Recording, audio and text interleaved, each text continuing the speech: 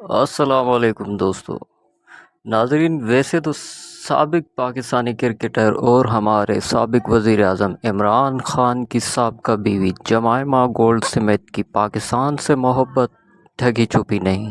وہ عمران خان صاحب سے علیحدگی کے باوجود ہمیشہ پاکستان کے حق میں بات کرتی نظر آتی ہیں، اور جب کبھی بھی پاکستان پر کوئی قدرتی آفت یا مشکل وقت آتا ہے تو جمائمہ ہمیشہ پاکستانیوں کی مدد کے لیے آگے ہوتی ہیں۔ حالیہ سیلاب اور بارشوں کی تباہی کے بعد بھی جمائمہ مسلسل عالمی دنیا سے پاکستان کی مدد کے لیے اپیل کرتی نظر آئیں۔ جمائمہ خان نے ابھی ایک فلم لکھی جس کا نام ہے what's love got to do with it. اس فلم میں پاکستانی اداکارہ سجل علی کو بھی اہم رول دیا گیا ہے، اور اس فلم میں بھارتی اداکاروں سمیت ہالی ووڈ کے اداکار بھی کام کرتے دکھائی دیے۔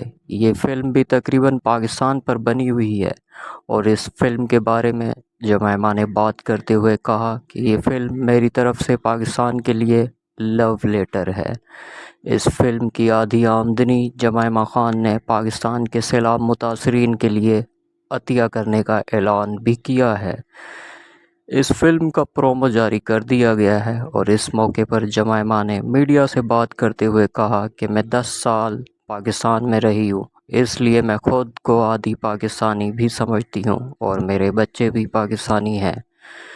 یقیناً اس فلم سے دنیا بھر میں پاکستانی کلچر اور پاکستان کا ایک بہترین کردار دنیا کے سامنے جائے گا۔